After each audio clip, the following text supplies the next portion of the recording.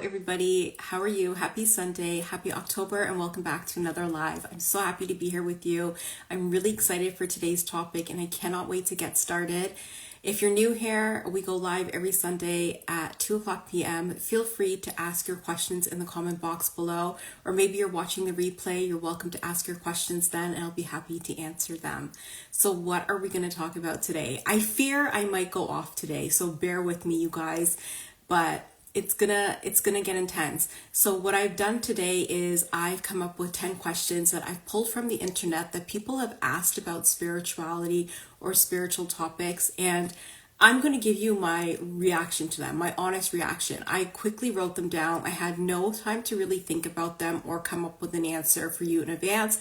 So what I'm going to say to you is going to be quite honest. It's going to be raw. It's going to be the truth. It's going to be my authentic opinion, and I hope that it will give you some clarity and some insight into your spiritual journey, and maybe it will help you or give you something to think about. Okay, so like I said, we have 10 questions. Maybe you have some questions of your own that you want to ask me.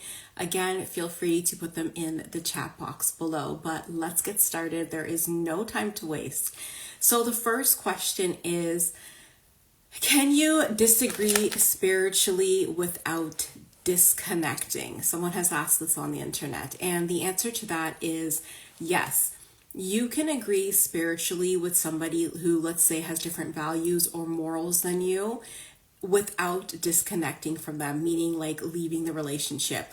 How do you do that, is the person has asked. So to disagree spiritually with somebody and not disconnect with them is you have to, and this really sucks to say, but you kind of have to decenter them and disengage, meaning like you have to remain true to what you believe in and your theories and your values and your beliefs, and you have to decenter them from your life, whereas their opinions, whether or not they're right or wrong, it does not directly affect you. So you have to decenter them and you kind of have to disconnect, because if you stay lingering with their opinions and how they view spirituality, then it will hinder your own growth and your own experiences. So you can disagree, but like I said, it's always to an extent where you are going to want to decenter and disconnect for them. And that's the way that you're going to have to do this, because let me tell you, if you can probably do it for some time, to be honest. Let's say you can spiritually disagree with someone and without disconnecting from them, let's say family members, friends, or loved ones, you can do it for some time. I will admit that. Even I have done it for some time with some people, but then again, it becomes almost unbearable to put in that level of work and that requirement to maintain that relationship. So essentially it comes to a point where you will have to disconnect and decenter these people from your lives in order for you to coexist with them spiritually without disconnecting from them, if that makes sense. Let me know if that makes sense to you guys. But again, it's not sustainable in the long run. It's definitely not something that's sustainable in the long run, because like I said, it requires too much output from you. It requires too much effort from you, where you're not going to be able to constantly put in that effort to make sure that the boundaries are intact and that the dynamic stays the way that you like it. It's just not going to work out in the long run. So can you disagree spiritually without disconnecting? Yes, you can, like I told you, by decentering and disengaging somewhat with them. But in the long term, I do not think this is sustainable. I think that it will cause a lot of disconnect. So yeah, that's my answer. Like, I know that's probably not what you want to hear, but yes, eventually you will have to disconnect from this person. Okay.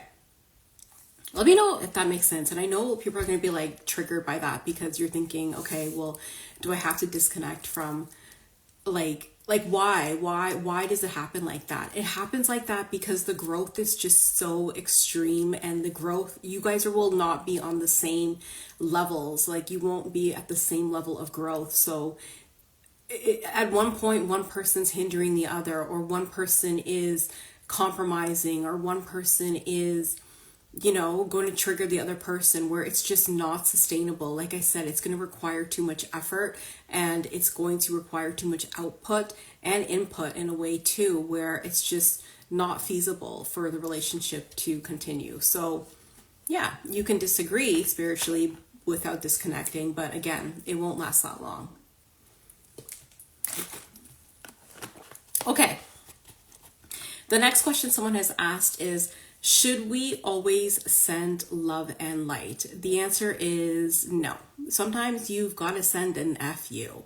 And the reason I say this is you see this so much in the spiritual community, where people are like, loving light, blessings upon you, or like, I don't know, okay, something like that, like, which is like great, okay, that's a great salutation, okay, let's call it what it is. It's proper terminology. It's a salutation, right?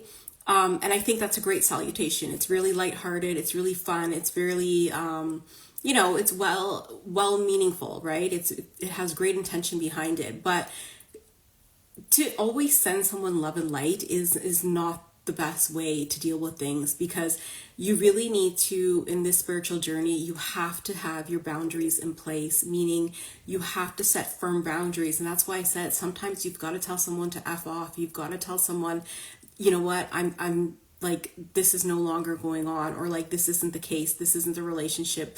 I'm cutting you off. Like, sometimes it comes down to that, especially if your boundaries are being compromised, especially if you're being triggered or gaslit, then you don't want to send love and light. Why would you want to send love and light to that person, right? They've imposed on your boundaries. And I get the argument that some people will say, okay, well, that's not mature enough, or that's not, healthy enough that you're not sending love and light. No, right? It comes down to accountability. You can send love and light to that person if they've taken accountability towards their actions and their implications of their actions onto you. But generally, most people haven't done that. So therefore, why would you send them love and light, right? You want to send love and light when the intention behind it is meaningful to actually send love and light, right? So why would you send it to someone who has never taken accountabilities for gaslighting you, for triggering you, for hurting you? Like, it makes no sense. So that's why I say you don't always have to send love and light. I don't know why people are always telling the spiritual community to send love and light. Like, no, it makes no sense. And sometimes when you look at these people or these spiritual gurus who are telling you this, like, you don't see them sending love and light. They're telling people off in their comments. They're not doing that in their own personal lives. They're just saying that to you and feeding you this narrative of how spirituality should work and look like in your lone life, which is not really practical. So do you always have to send love and light? No, you do not. Absolutely. And I don't think that that's a realistic and practical way to go about using that salutation. So again, it is what it is. You can come up with your own belief system about that, but that's just my opinion. Like I told you, I'm reading these questions. I have them written down. I'm reading them straight from the internet, and I'm just giving you my honest truth and answer. Okay. The next question is, someone has asked, what if your spiritual path isolates you? Okay, so what if it does? Because it probably will. It most likely is going to isolate you. You will most likely become hermit.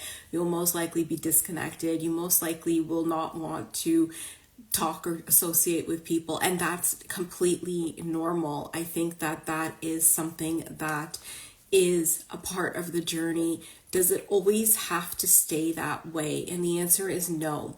And I want to say this because at some point, it will become very isolating for you, and it will become very hard and heavy, and you will look at your life and be like, where are all the people that I once thought loved me? And they are no longer there. So what you need to do in that instance is that you need to take a more active approach into cultivating friendships and relationships on your spiritual path that will no longer isolate you. For example, like what I like to do is, and I did this for a while and then I kind of fell off, but I'm doing it now. It's like I went through my calendar and I would make sure to book 2 social events each month, right? Where I'm meeting new people or I'm going out with people that I already know. And that will keep you feeling a little bit more engaged and more friendly and more social, right? You don't want to completely isolate yourself. You want to still keep your human essence, is what I'm saying. You still want to be alive and social in the human 3D world. It's where you don't want to completely isolate yourself, because it does get isolating. It comes to the point where all you're talking to is animals, trees, birds, nature, God, the universe, spirit, moon, stars. And it's like, those are really intangible things that most people are not inclined to engage with. So again, you want to keep yourself really balanced. And I think a healthy balance is cultivating the social life and having the social life that you've actively worked on. And I'm thinking, like, listen to the words I'm saying in these answers, right? I've used the word salutation before, and now I'm using the words like that you've actively cultivated yourself. So it's something that you're going to have to work on, and you're going to really have to put your best foot forward and make an effort to not isolate yourself, because it will happen. It will become very isolating. It is a part of the journey. It is very natural. So therefore, you must find balance in that and try to make it so that it is an equal footing on each side, here in the 3D realm and then in the spiritual world. Does that make sense to you guys? Let me know if you have any questions. Okay, so I just realized I'm going fast through these, and you might be thinking, like, it might not, like, it's not probably registering for you as fast as I'm talking about it, but I'm just trying to think, like, is there anything else I want to add about the first three that I went on? Let me just look at the other ones. Like, and I think, okay, with the spiritual path, does it become isolating? Yes. I want to talk a little bit about why that becomes isolating. It becomes isolating because you're going to be doing a lot of inner work, and the inner work will start to teach you and reveal things to you about, people and their intentions and their behaviors, and you will start to see patterns of abuse, narcissistic behavior. You'll see instances of neglect, child wounding, and all of these things will become clear to you, where the point where you don't want to engage with these type of people anymore. And that's why it kind of becomes isolating. And because of this deep inner work that a lot of people are not necessarily going to be accustomed to, or that they're going to be familiar with. So in that sense, this is kind of why it happens, if that makes sense to you. And it's really hard to explain, I'm sorry, but I'm trying my best. But like, again, you need to take an active approach when it comes to your social life and remaining not in isolation. Let's just put it that way. Okay, I hope that sums it up. I hope that answers it for you guys. The fourth question is, can you attune to the Earth's energy, Gaia consciousness? And I know, like, some of my answers to these are going to be like, okay, well, that's vague. You're not giving us enough. But like, I'm giving you enough so that you can kind of understand it, because unless you like experience a lot of this yourselves, you're not going to get what I'm saying. So that's why I'm keeping it vague enough and deep enough that like everybody at whatever level you're at can understand this. But again, I know and I acknowledge that there is a lot more depth to these answers, okay? Okay, so can you attune to the Earth's energy, Gaia consciousness? You can, okay? It is possible, but the thing is that you have to be at a certain level of consciousness to be able to do this, because the Earth's energy, Gaia consciousness is really high. The frequency is really high. It's, the same way I say, like, if you want to communicate with animals and nature and stuff, your frequency has to be high. It's the same thing with earth energy and Gaia consciousness. It's extremely, I don't want to say it's extremely hard to do, but it's extremely hard for you to maintain that level of frequency to remain in constant communication with Gaia. Like, a lot of people aren't going to be able to do that, especially if you have, go back to the first like types of questions, these type of people in your life who are throwing you off of your frequency, or throwing you out of your auric field where you're not able to maintain that vibration or frequency. Then it's going to become extremely difficult for you to do. And it's like, you have to really be at a certain place to be able to do this. Like, it's not, yeah, it's not easy to do. I'm not gonna lie. It's not something that's not easy to do. Do I think that you can probably do it? Yeah, I think there's a couple instances where you can be able to do it on your spiritual journey, but for you to be able to attune to the earth's energy, Gaia consciousness 24/7, all day and night, like, you've gotta be really solidified in your journey and in your alignment to be able to do something like that. Okay, so that's the straight up answer to it. Do I think a lot of people are able to do it? Not really. I don't really know I only know like maybe a handful of people who are able to turn to the earth's energy, and you'll see a lot of them in the spiritual community where they are predicting world events or world yeah, their predictions have to do with like world events or like earthly events, like volcanoes or hurricanes or stuff like that. You'll see me post about it in my Sovereign Circle free broadcast channel, where I talk about earthly events or predictions that are happening, right? Because I'm tuning into the consciousness of the planet, but I'm also tuning into the consciousness of the collective, right? So again, there's a lot when it comes to this, because you don't also have the earth's energy, and I know this is going deeper, but you also have the collective energy which influences the earth's energy. But generally, as an authentic pure source of earth's energy, Gaia consciousness, can you connect to that? Yes. But again, there's a lot of interference, so that's why I'm saying it's somewhat difficult to do, if that makes sense to you. So let me know if you guys have any questions. Okay, I'm just looking at my notes. I want to see if there's anything I want to add to this.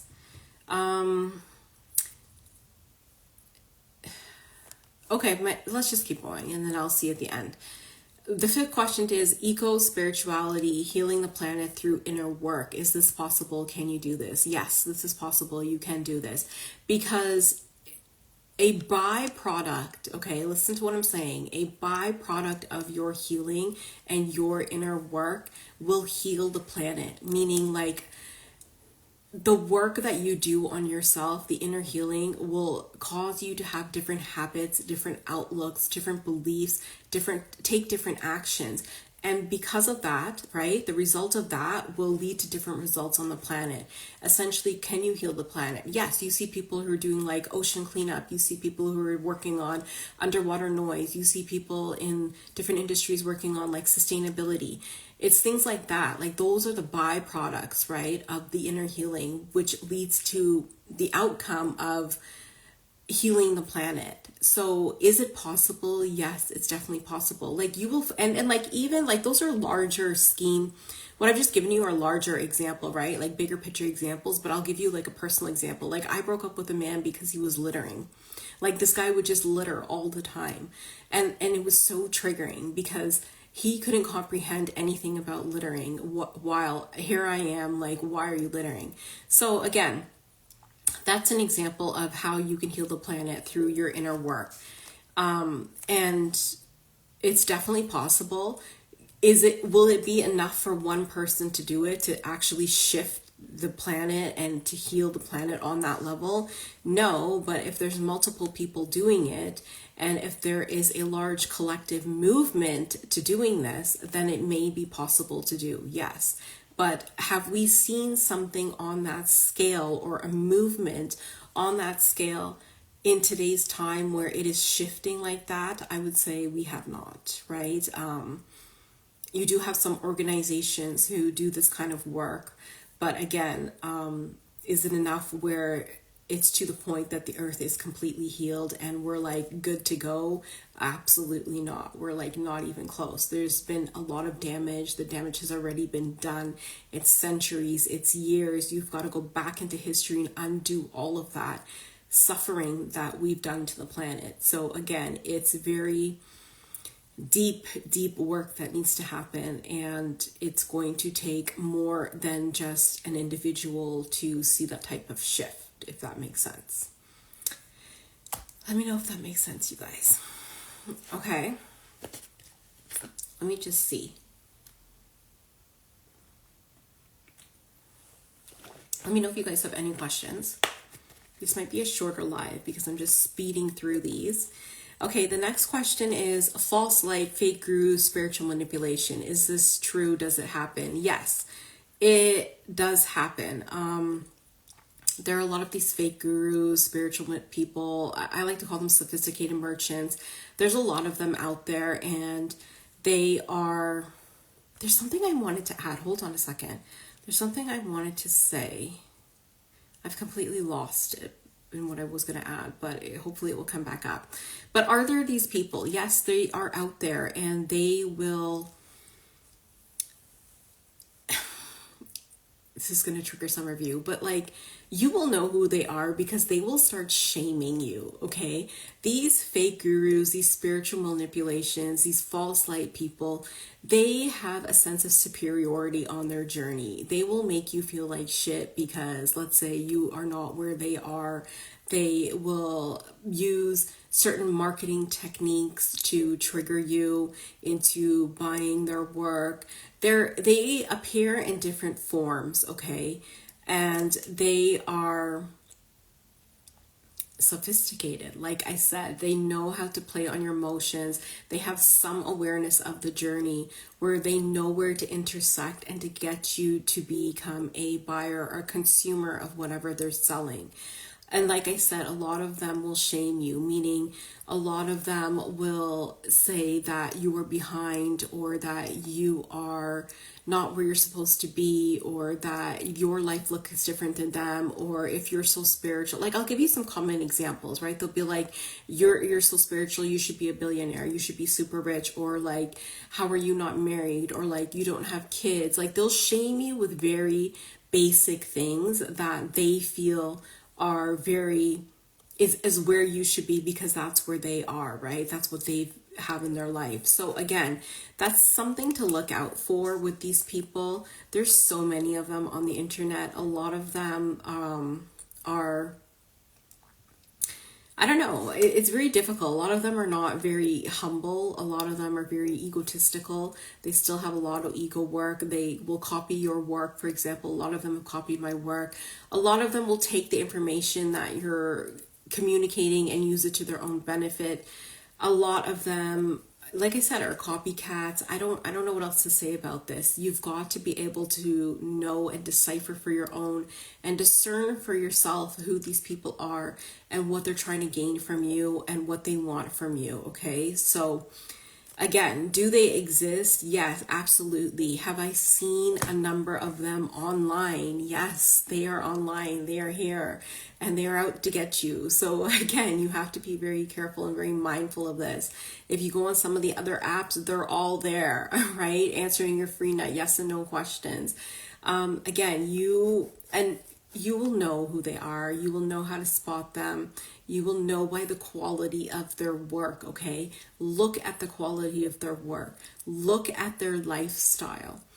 And I know people are going to say, okay, well, some of them are showcasing like they have a lot of money and like, yes, okay, you can see that, but I'm saying look at their lifestyle in the sense of what are they portraying in the pictures that resonates with the truth of the journey and the truth of spirituality, right? You need to look at it like that. So some of them, for example, are only showing their cars, their houses, the money. How much time are they spending in nature? How much time are they spending alone? How much time are they spending on cultivating their own growth? How much time are they spending on personal journey, personal development?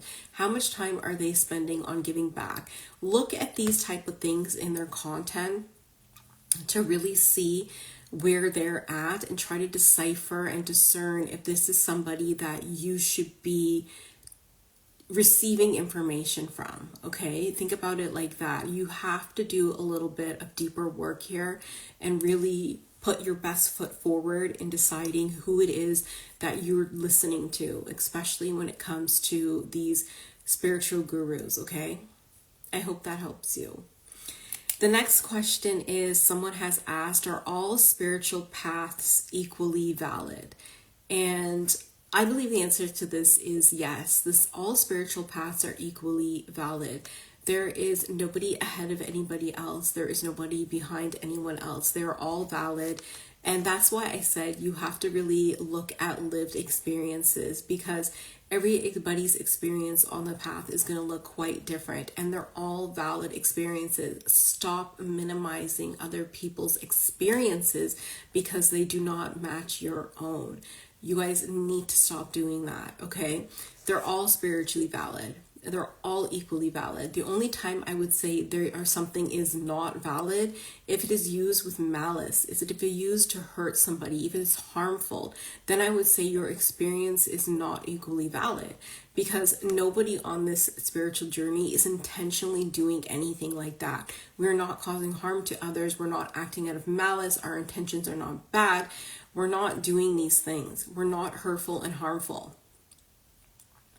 If you see somebody who's doing that and they're using the face of spirituality to do these things, then I would say their spiritual path is not valid. It is not equally valid, right? Because that is a one-off person. That is the person who is using this for other purposes, right? And they're doing a lot of spiritual bypassing, and they haven't done the work correctly, or they haven't interpreted or integrated the work correctly. Okay, so when you're thinking about that, look at the actions that like people that are taking, like look at the actions that they're taking, and then determine, is like, look for the keywords that I've said. Are these hurtful and harmful? But generally, yes, everybody's path is equally valid. There's nobody that is higher or better than anyone else. And you'll see, again, a lot of these spiritual gurus, I can't even talk. These spiritual gurus try to play like their journey is more better than yours, or they're better than you. And again, a lot of them, it has to do with marketing. A lot of them has to do with connections. A lot of them have help. I see a lot of them who are publishing books and making it look like, they've just popped out of nowhere and manifested this book. You've worked in publishing. You have connections, right? A lot of these women and men, they have spouses, they have people helping them, they have family members helping them, they have their wife or their husband helping them. They're not telling you this, okay? So again, you really have to look at these things when you're considering if someone's spiritual path is equally valid. But generally, yes, everybody's path is valid. And it is based off of your lived experiences and based off of your integration and your reflection upon the truths that have been given to you. Okay? Okay. The next thing, the question is, how can you spot spiritual pride? And this kind of goes into what I was talking about before in some of the other questions. You have to constantly check yourself in this journey, meaning you have to constantly knock yourself down a little bit more. You constantly have to humble yourself. You constantly have to call yourself out. You constantly have to question yourself. This is what I do, because you will tend to start to be like, you know what, I'm right all the time. I'm wrong, like they're wrong, or like, what I believe is the truth and everybody else is wrong. You really, really need to keep yourself in check. And it involves a lot of work to do that. And it involves a lot of keeping silent. And I think that you will spot someone who has this spiritual pride and this spiritual egotism by the way that they're communicating and the information that they're sharing. A lot of people with this spiritual pride will project onto you their own beliefs or their own thoughts or their own truths. A lot of them will try to sell you something. A lot of them, and this is a key thing too. If you want to know if somebody's actually a spiritual person and if they are really, for your interest, or if they really are for the general community, is send them a DM. Like, don't be all crazy, okay? See if they respond to you. I also say this to people like in who's being an influencer. Like, you think these influencers are your friends or whatever, send them a DM. I guarantee you half of them will not respond to you, or they'll have their AI bot respond to you, or they'll have their little assistant, whoever, respond to you, but you will have zero access to them. If you DM me, I respond. Unless you're saying something super crazy to me or hitting on me, then I'm probably not going to respond. But generally, I do respond to anybody's questions. But these people will not respond to you. It is only to make money, right? So again, you will spot this in them. You will see it because they will have no actual real connection to you. They actually aren't giving you anything except of what they're selling you. You actually have no access to them. And I get that some people are going to come back and say to me, well, you don't have to give access to these people. You don't have to, but like, at some extent in this business, you have to be receptive and communicative with your clients and with people who are approaching you and are asking you questions if you're putting yourself out there in that aspect. So, I mean, you've got to weigh both of them, right? And see. Okay, the next question is authenticity as a spiritual practice? Does this come up? Yes, essentially part of the spiritual practice is taking you back to your authentic self. Because if you really look at it, right, how am I going to explain this? Okay. Most of the spiritual journey will take you back to your authentic self. Who was your authentic self? It was who you were before the abuse, before the neglect, before the trauma happened to you. If you don't know who you were before that, then you're going to have a problem. You have to be able to pinpoint when the trauma started and then look back and see who you were then, right? So for example, for me, I can say, okay, who I was most authentically was who I was in my late teens, early 20s. That's who I was. And then at the end, or like throughout the spiritual journey, I will see essence of me now here in the 3D returning back to that authentic person. Meaning, like, I'll give you a practical example. For so long, you guys saw me as a blonde haired person, right? I had blonde hair like pretty much late 20s, all my 30s, and going into my 40s, I was like, okay, I'm blonde. I identify as a blonde person. Like, I did not feel like a dark-haired person. It just was not my identity. But obviously, like, that's my natural hair color, right? And earlier on in my late teenagers to early 20s, I wore my hair darker, and I loved it, and I loved that identity. And now I am slowly shifting back into that, right? Like, it's just crazy. Or for example, when I was younger, I was very into crafting and hobbies and like those kind of things and just being really creative. And I lost that for a very long time in my mid 20s to my 30s. I did not have that. I only started getting that back like maybe 10 years ago, right? So again, you will see, or for example, another thing was I liked sports when I was younger. I was really into soccer. I used to play soccer for years and I stopped that. And then it's only now I'm like, I really love soccer. Like, I would love to play again. So again, you will see aspects of this authentic self reappearing and wanting to integrate back into your life and back into your world. So is it a spiritual practice? Yes. And it is a beautiful practice that I think a lot of people misinterpret it, and they think that it has some negative connotations, which, I mean, probably a negative connotation would be like, it's not really fun, it's kind of painful. But I think the byproduct of that is that it turns out to be something really beautiful in the end, because you essentially come back to yourself. Like, what else could you want, right? You come back as your pure, authentic self. So it does turn out to be really practical and really beautiful. Okay, so yes, that's my answer to that question. Okay, the last question. The commercialization of spirituality, is this helpful or harmful? So yes, spirituality has been commercialized. Is it helpful? Generally, it is really helpful, right? Because normally people don't have access to the type of information that I'm sharing with you. You may have to, like, normally what you see, or like even when I started my spiritual journey years ago, almost a decade ago, geez, the only things out there were books, right? Or YouTube videos with like tarot readers, and like that's all you're consuming. And nobody really gives you the deep, honest truth behind it. Nobody gives you the actual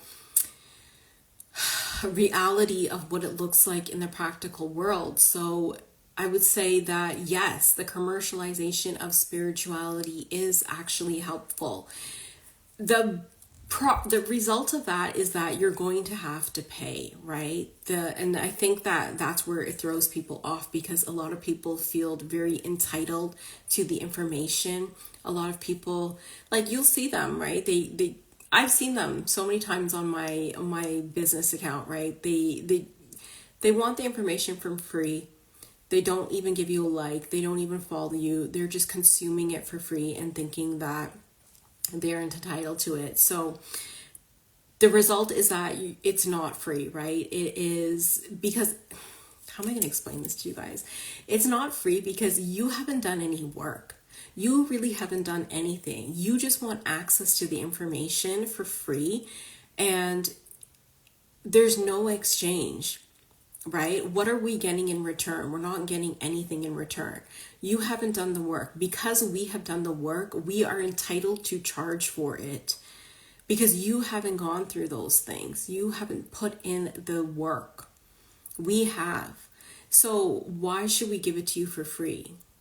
That's the essence behind this thing of why we're charging and why it's become commercialized, right? Because it's not free. You haven't done anything. And I guarantee you, even if we give you the information, you're not going to do anything, right? You're just listening because you want to listen and feel like, okay, you know something.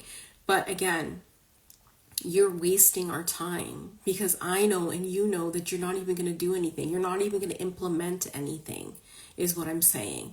So therefore we revoke access and we charge for it. Okay? And a lot of it, think about it too, because it is a lot of risk that we've taken to go out and do this type of work, especially when it comes to things like mediumship or remote viewing, or, you know, like, or things like where we have the formula or the secret sauce that we've come up with for manifestation. Like, you're not going to get these things just by reading spiritual books. This is the work, or the inner work and the shadow work that someone has done that reveals itself to you, where spirit has revealed it to them and they're sharing with you. So we by right have the right to charge for that. Okay? Is it harmful? Yes. Okay. The commercialization of spirituality is harmful because, go back to the other question where I was talking about, you have a lot of this false light, these fake gurus, the spiritual manipulation. You have a lot of that going on. You have a lot of people trying to monetize it. You have a lot of people trying to take advantage of it and teach you false principles and give you false information in order to turn a profit. Right? That's where it becomes very harmful, where it's used for ill intent, where it's used to shame you, where it's used to project onto you, where it's used to put you down, or it's used to gaslight you, or it's something like that. That's where it starts to be really, really harmful. That's why I encourage you guys to always, think about who you're listening to, into who you're consuming, what you're consuming, and to really start to be a critical thinker and a sovereign thinker into the information that you're receiving, because a lot of it is just the commercialization of it, right? It's just the commercialization of spirituality. They're packing it up really nice for you in their packaging, putting a cute bow and selling it to you. But again, that's why I say, and I go back to this lived experiences, you want to make sure that the person is communicating and sharing with you lived experiences. Can they point to something in the 3D world where they're showing the outcome or showing the actions or showing the receipts? You need to see these things in the 3D world in order to know that what they're telling you is true. Okay? Like, for example, if you go into my Sovereign Circle, scroll up a bit, you'll see me posting receipts. There's pictures, right? Or there's the dates and the timestamps of certain predictions, and then you see them come true. You need to see the receipts. I keep saying this to you guys. That's how you're going to know if somebody is telling you the truth. Okay? So again, is the commercialization of spirituality harmful or helpful? Generally, it's helpful. It can be harmful if it's used incorrectly and if it is solely to turn a profit. Honestly, that's the truth. I don't know what else to tell you. Okay, we've gone through all 10 questions. Let me see if there's anything I want to say about this, about any of the other, if there's anything I want to add. I don't think so. And I know I feel like a lot of you are going to get hung up on a lot of what I've said. Like, is it isolating? Is it equally valid? Is it authentic? Like, I feel a lot of you are really going to relate to the answers that what I've said there, and I think you're going to take it to heart. I think you're going to have to sit with what I've said and really play this again and listen to this again, because it will make sense to you.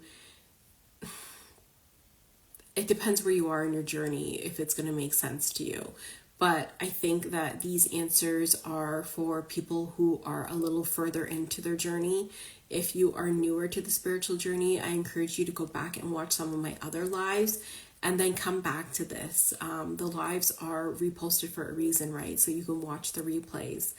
But again, I think that you will have to sit with these answers for a little bit before you start to realize the truths in these answers, because like I said, they're probably initially going to be very triggering for you, and I understand that and I can relate to that.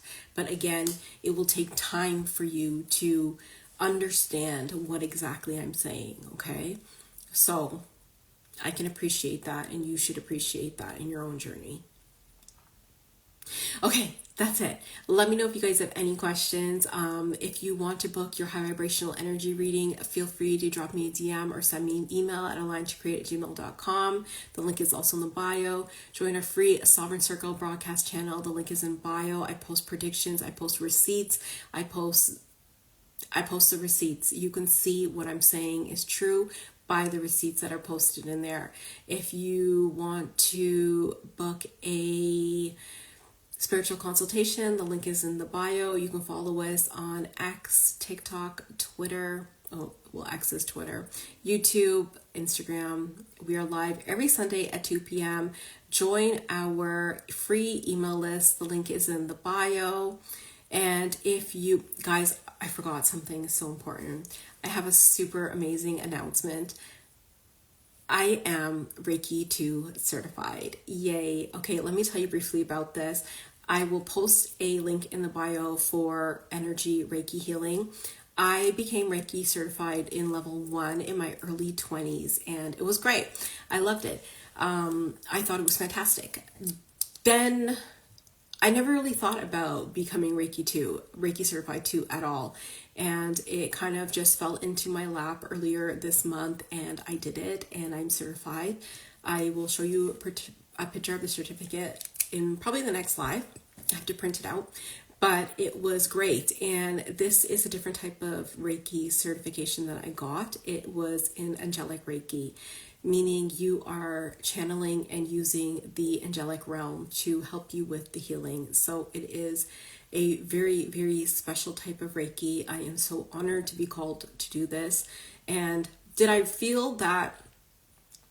I think people are going to wonder, like, did you feel called to get Reiki 2 certified? Yes, at some point, like, and it was only recently I felt called to go deeper into my spiritual work, and I wanted to get more education based behind it, because again, a lot of it is lived experiences, but I wanted the theory behind it, and I wanted more formal training, because I feel that's also important, right? So again, I just felt called, like I should go deeper, and I was trying to figure out like what would that look like and what would that mean, until somebody approached me about Reiki 2 angelic healing, and I was like, perfect. And I got it and I did it. So I'm super proud to offer this service to you, and I cannot wait to get started. So if you would like to book a Reiki session, I'll put the link in the bio and you can book that as well. But yeah, I'm excited for what is next. I think that there's a few other things that I want to do theory-based and education-based to support my lived experiences. So again, It's a constant learning process. There's a lot of tools out there available for you, so I encourage you to do the same thing. And I love you, and I will talk to you later, and enjoy the rest of your Sunday, and I'll see you next week live at 2 p.m. Bye.